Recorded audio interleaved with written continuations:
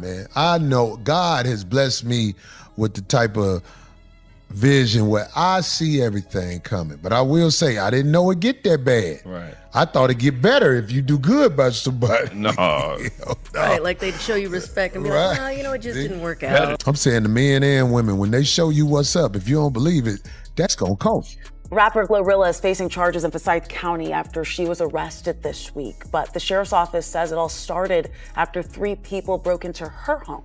Days before GloRilla is set to headline her inaugural Glo Bash at the FedEx Forum, she was arrested on drug charges in Forsyth County, Georgia. Ms. Woods was out of town when her residence became a target for a group of home invaders who most likely knew she wasn't there. What they didn't know was she had family staying with her that were traumatized by the violent entrance of this group, who grabbed high-value jewelry before taking off once they realized the home wasn't. A significant amount of marijuana was discovered inside the closet of the master bedroom. Well, the rapper, whose real name is Gloria Woods, she was not home during the burglary or this search. Law enforcement then sought arrest warrants for her, even though she hadn't been at the home for some time. No arrest warrants have been issued for the violent home invader. Ms. Woods is a victim, not a suspect. This is our tax dollars at work. Absolutely unbelievable. If it was anybody else, if it was another Jane Doe, just because it's GloRilla, they make a big deal out of it. If it was Lakeisha down the street, it would have been nothing. We don't necessarily know what happened in that situation. The robbers could have left it there. Anything could have happened. She wouldn't even been there. So how do you know somebody that planted drugs? How do you know somebody in her family that had it? How do you know? It could be anything. And the rapper's attorney says that Woods' family, they were staying there when this burglary happened. They called law enforcement for that crime, not expecting a search warrant to be issued. They also say that Woods is a victim here, not a suspect. GloRilla was the victim. She's not a suspect, she's a victim. The sheriff's office said, Glo's attorneys say, jewelry was stolen. Some people, they don't have the ability to take kindness for being kindness. It's always weakness to them. It's always kindness is always weakness to them. Yeah, because it feeds a false sense of superiority. But like downfall? The downfall is actually structured. If you take this structure and apply it to anything that you've ever failed at, these elements exist in everything you've ever failed at. In the number one reason for downfall is your belief in another mother. Your belief in what? Let me tell you something. People who ain't. I remember this motherfucker used to always tell me, "See, Corey, you don't trust nobody." That got me too. That's a movie line right there. He said, your problem is you don't never trust nobody. That nigga crazy. Or these motherfuckers. Remember these motherfuckers? Hey, I'm your friend. That motherfucker ain't Any motherfucker tell you he your friend, he declare he's your friend, that man don't mean no good by you. Because to declare you somebody's friend is a form of arrogance. Right. Ladies and gentlemen, brace yourselves as we dive into a conversation that's bound to ruffle some feathers, especially among feminists and today's modern women. But as always, our mission is to deliver the unfiltered truth, no spinches, the raw reality as we see it. This truth may sting, but sometimes the hardest lessons are the ones we most need to hear. There's an old saying, if you spend time with 4 people who are struggling, chances are you'll become the 5th. In other words, you are a reflection of your circle. The people you choose to surround yourself with shape your own worth and potential. So, if you want an honest measure of who you are, take a close look at the company you keep. If you find yourself surrounded by people of low character, your own value is bound to suffer. Conversely, when you align with individuals of high caliber, your worth naturally rises. The old adage, birds of a feather flock together, rings true more often than not. And the company you keep heavily influences not just your reputation, but your entire public image. Now, let's take a closer look at the situation with GloRilla. There is simply no excuse for anyone at her home, whether it's her brother, cousin, longtime roommate, or childhood friend, not to have removed or hidden anything. That could potentially cause her legal trouble when the police showed up. GloRilla is the centerpiece here, the main source of income, the star of the show. Everyone around her is benefiting from her success, basically living off her shine. So, Glo, why didn't your crew protect you? When the police left to secure that warrant, why wasn't anything incriminating cleared out or hidden? Many don't grasp the deeper meaning of snitching. It's not just about talking to the cops. It's about failing to take action to safeguard the person at the center. When trouble looms, smart networks get rid of anything that could cause a downfall, because if the star goes down, everyone else suffers. Unfortunately, hard lessons like these often come too late, and this incident is a prime example.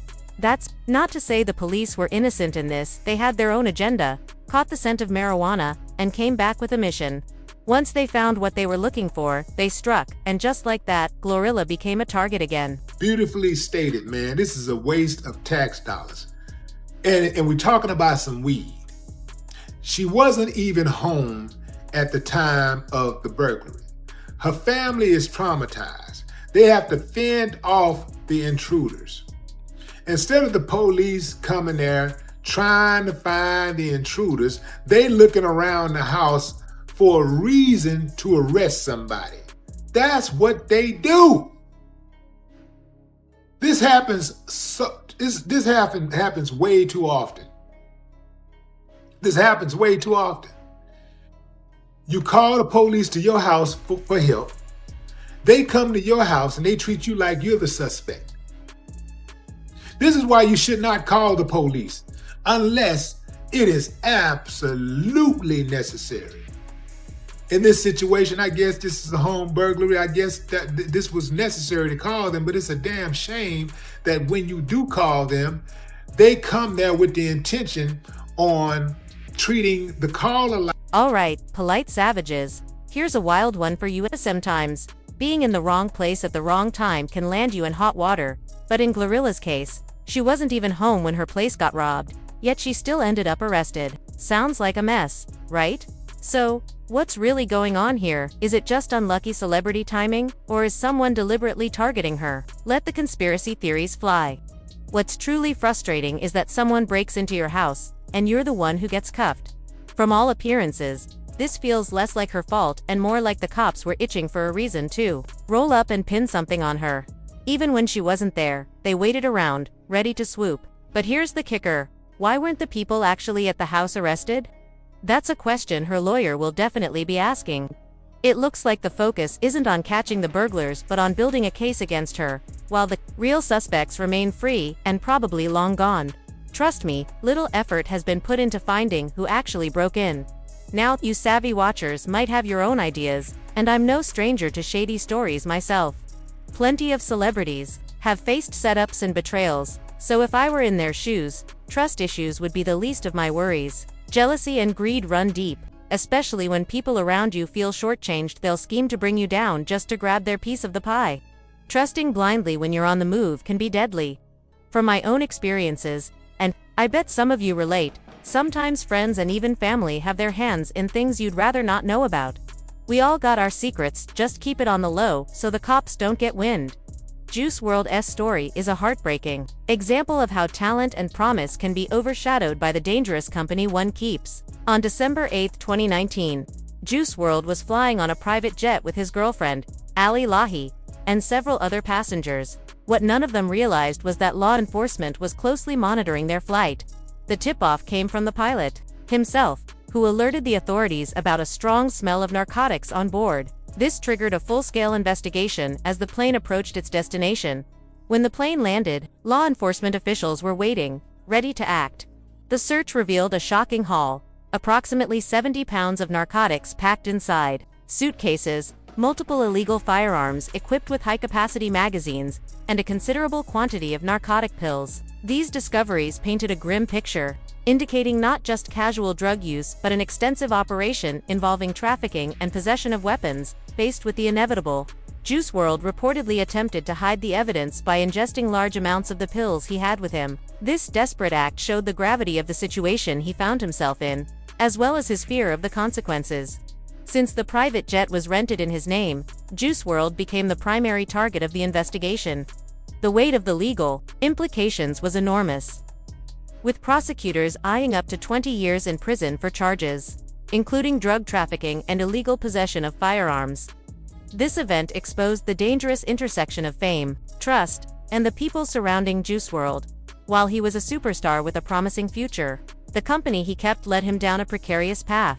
The sheer volume of drugs and weapons involved suggested that he was more than just a bystander. At the very least, he was closely entangled in an operation far beyond casual use. The presence of his girlfriend and others on board added layers of complexity to the case, raising questions about who was responsible for the narcotics and weapons, and the dynamics within this group. Moreover, the legal consequences stretched far beyond the immediate charges. The scrutiny into Juice WRLD's life, relationships, and choices intensified as the media and public tried to make sense of the shocking revelations. His case became a cautionary tale, highlighting how easy it is for young stars to become ensnared in dangerous lifestyles, especially when surrounded by people who may not have their best interests at heart. The fallout also sparked conversations about loyalty, exploitation, and the often blurred lines between friendship and business in the music industry. Fans and critics alike debated whether Juice WRLD was a victim of manipulation or a willing participant in illegal activities. Regardless, the incident underscored the vulnerability of young artists who suddenly find themselves thrust into worlds filled with temptation, risk, and pressure. Ultimately, Juice WRLD's story serves as a stark reminder of the perils that can accompany rapid fame. His tragic experience illustrates the importance of choosing one's inner circle carefully, as the wrong associations can lead to devastating consequences. The legal battle he faced was not just about drugs and weapons, it was about the fragile nature of trust and the high stakes involved when personal and professional lives collide in the spotlight. Why there was that much narcotics on a private jet, still a mystery. And the story gets deeper with Drew's Grill, who also met a tragic end, possibly living a double life entangled with dangerous people. Juice WRLD started flashing gang signs, disrespecting the gangster disciples, which didn't sit well with fans of Chicago drill music. Online commentators quickly criticized the whole scene, pointing fingers at No Limit Records, suggesting Juice WRLD was being exploited and extorted by those trying to use him for money, and clout. His downfall was built on shaky foundations. Some say Juice's girlfriend, Ally Lahi, might have played a role in the chaos. Court records even reveal she was arrested for meth trafficking in 2017. It's a tangled web, and the full truth may never come to light. The harsh reality: when those closest to you harbor dark intentions or fail to protect you, your empire can crumble overnight. Juice WRLD's story is a cautionary tale.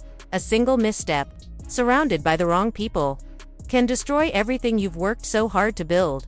This spiral often begins with flawed power, a false sense of control or advantage that looks promising but ultimately leads to ruin. That illusion starts the cascade: desperation, denial, public disgrace.